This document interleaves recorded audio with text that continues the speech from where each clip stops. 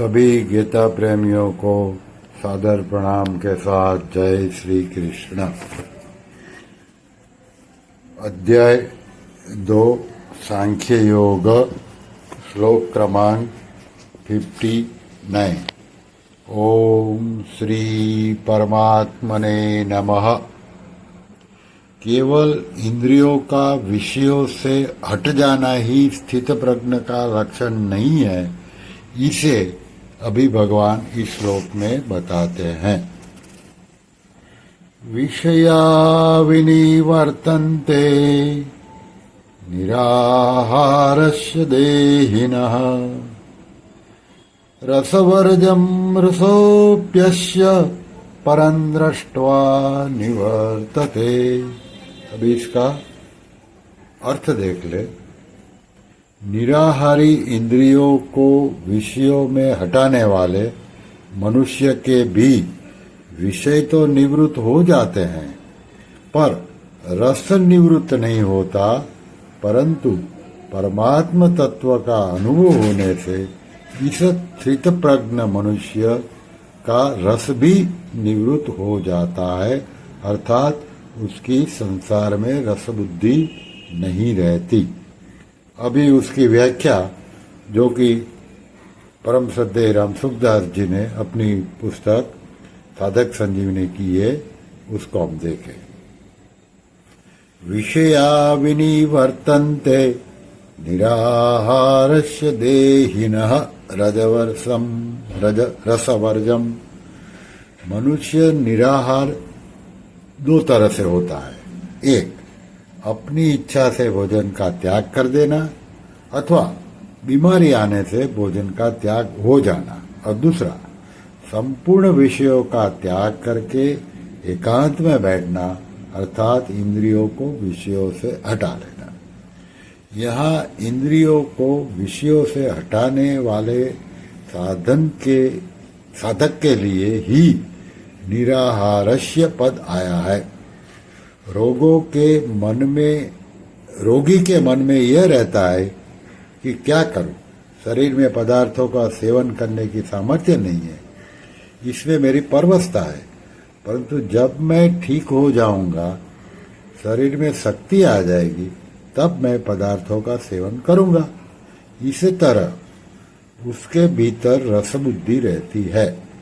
ऐसे ही इंद्रियों को विषयों से हटाने पर विषय तो निवृत्त हो जाते हैं, परंतु साधक के भीतर विषयों में जो रस बुद्धि, सुख बुद्धि है, वह जल्दी निवृत्त नहीं होती। जिनका स्वाभाविक ही विषयों में राग नहीं है और जो तीव्र वैराग्यमान है, उन साधकों की रस बुद्धि साधनावस्था में ही निवृत्त हो जाती है। परंतु जो तीव्र वैराग्य के बिना ही विचार पूर्वक साधन में लगे हुए हैं, उन्हीं साधकों के लिए यह कहा गया है कि विषयों का त्याग कर देने पर भी उनकी रसबुद्धि निवृत्त नहीं होती। आगे है, रसोप्यस्य परं दृष्ट्वा निवर्तते। इस स्थित प्रज्ञ की रसबुद्धि परमात्मा का अनुभव हो जाने पर निवृत्त हो जाती है। रसबुद्धि निवृत्त होने से वह स्थित प्रज्ञ हो ही जाता है, यह नियम नहीं है, परंतु स्थित प्रज्ञ होने से रसबुद्धि नहीं रहती, यह नियम है। आगे है, रसोप्यस्य। ये पद से यह तात्पर्य निकलता है कि रसबुद्धि साधक की अहंता में, अर्थात मैं मन में रहती है। यही रसबुद्धि स्थूल रूप से राग का रूप धारण कर लेती है। अतः साधक को चाहिए कि वह अपनी अहंता से ही रस को निकाल दे कि मैं तो निष्काम हूं। राग करना, कामना करना मेरा काम नहीं है। इस प्रकार निष्काम भाव आ जाने से अथवा निष्काम होने का उद्देश्य होने से रसबुद्धि नहीं रहती और परमात्मा तत्व का अनुभव होने से रस की सर्वथा निवृत्ति हो जाती है। अस्तु।